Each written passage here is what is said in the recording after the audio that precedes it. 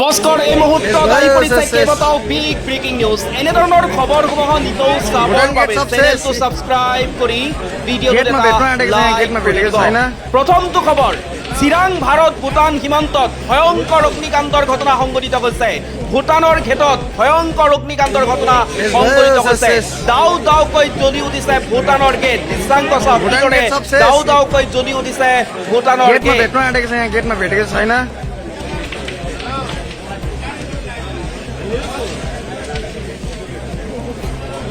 এই মুহূৰ্তত আহি পৰিছে আন এটা বিগ ব্ৰেকিং নিউজ সন্ত্ৰাসবাদীৰ বিৰুদ্ধে কাশ্মীৰত সেনাৰ অপাৰেশ্যন মহাদেৱ তিনিটা সন্ত্ৰাসবাদীক নিধন কৰা হৈছে অপাৰেশ্যন মহাদেৱত তিনিজন সন্ত্ৰাসবাদী নিহত হৈছে লগতে কোৱা হৈছে যে পেহেলগামত সংঘটিত আক্ৰমণৰ লগত নিহত তিনি সন্ত্ৰাসবাদী জড়িত থকাৰো সন্দেহ কৰা হৈছে সোমবাৰে জম্মু কাশ্মীৰৰ শ্ৰীনগৰৰ হাৰুৱানৰ লিডৱাহ অঞ্চলত সন্ত্ৰাসবাদীৰ বিৰুদ্ধে অপাৰেশ্যন মহাদেৱ আৰম্ভ কৰিছে ভাৰতীয় সেনাই এই অভিযানৰ সময়ত নিৰাপত্তা বাহিনী আৰু সন্ত্ৰাসবাদীৰ মাজত প্ৰচণ্ড গুলীয়াগুলী ঘটনা সংঘটিত হয় অৱশ্যে নিৰাপত্তা বাহিনীয়ে যথেষ্ট সফলতা অৰ্জন কৰাৰ খবৰ পোৱা গৈছে অপাৰেশ্যন মহাদেৱত তিনিজন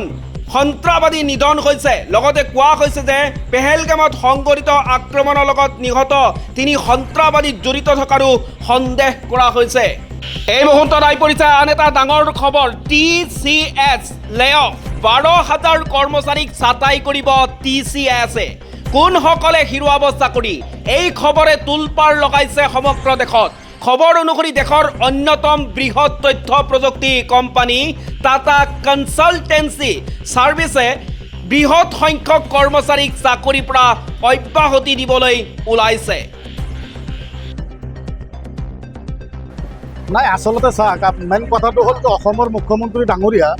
তেওঁ অসমৰ পৰা কোনো কাম কৰিব নোৱাৰে আচলতে তেওঁ ৰিম'ট কণ্ট্ৰল কমপ্লিটলি নাগপুৰত থাকে নাগপুৰৰ RSSৰ হেডকোৱাৰ্টাৰত থাকে তাৰ পৰা যিটো চিংগল পায় এই হিচাপত কাম কৰে গতিকে তেওঁ RSSক সন্তুষ্ট কৰাৰ কাৰণে কিছুমান কাম কৰি আছে তেওঁ নিজে কিন্তু এদিন অনুভৱ কৰিব যে তেওঁৰ যিটো কাম আছিল সেই কামটো নকৰি তেওঁ একচাটিয়াভাৱে যিটো সংখ্যালঘু মুছলমানৰ ওপৰত যিটো হাৰাশাস্তি তেওঁ কৰি আছে গতিকে এদিন হ'লেও ইয়াৰ পৰিণাম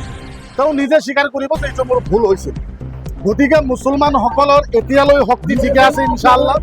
আমি এতিয়ালৈ ঘাবৰা নাই ঘাবৰাৰ প্ৰয়োজন নাই যিহেতু আমি স্বদেশী আমি ইণ্ডিয়ান আমি বাই চান্স ইণ্ডিয়ান নহয় বাই চইচ ইণ্ডিয়ান গতিকে তেওঁ যিমান কৰিব লগা আছে সেইখিনি কৰক কোনো কথা নাই ইয়াৰো এটা হেক আছে এদিন তেওঁ নিজে ভুল স্বীকাৰ কৰিব এদিন তেওঁ নিজেই ভুল স্বীকাৰ কৰিব যে এইবিলাক কৰা মোৰ অন্যায় আছিল ভুল আছে এই কথাটো আপোনালোকে এতিয়া নিৰ্বাচনত বিজেপি ভীষণ বিকাৰ আৰম্ভ কৰিছে তাৰ কাৰণে BPF কিদৰে সাজু হৈছে নাই আমি BPF 100% সাজু হৈছোঁ আৰু আমি এবাৰ চৰকাৰ কৰিম BTCৰ ভিতৰত আমি চৰকাৰ কৰিম আমি 25ৰ পৰা 26টা চিট ইনশাল্লাহ আমি BTCৰ ভিতৰত পাম আৰু UPPL আৰু BJPৰ যিটো চক্ৰান্ত এই চক্ৰান্ত কোনো কাৰণতে BTCত তেওঁলোকে সফল হ'ব নোৱাৰে তাৰ কাৰণটো হ'ল এইটো আপুনি চাব যে মই অল BTCৰ ভিতৰত ঘূৰি পেলাই এটা বস্তু মই মাৰ্ক কৰিছোঁ হাগ্ৰামা মহিলাই ডাঙৰীয়া 17 বছৰ BPFৰ চিট থকা অৱস্থা BTCৰ শক্তি কিন্তু বহুত বেছি আছিল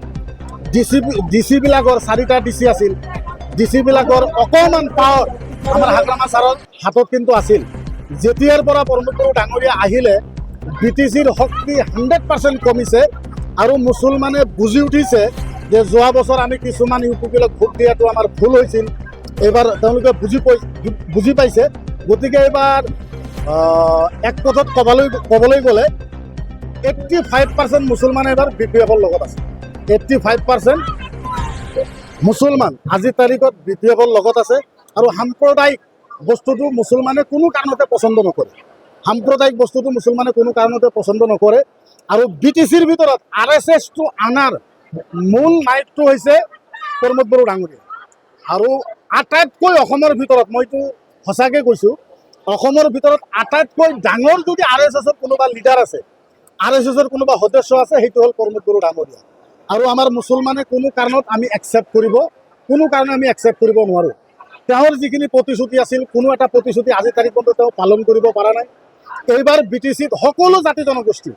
একত্ৰিত হৈ আছে ছেপ্টেম্বৰৰ কাৰণে ৰৈ আছে কেতিয়া ছেপ্টেম্বৰ আহিব, ইলেকশ্যন ঘোষণা হ'ব, সকলো জাতি জনগোষ্ঠী মিলি এইবাৰ BPFক ভোট দিয়াৰ কাৰণে তেওঁলোকে সাজু হৈ আছে। আৰু এইবাৰ আপোনালোকে নিশ্চয় গম পাব, এইবাৰ BTCৰ ভিতৰত হাগ্ৰামা মহিলাই ডাঙৰীয়া নেতৃত্বত আকৌ চৰকাৰ গঠন কৰা হ'ব।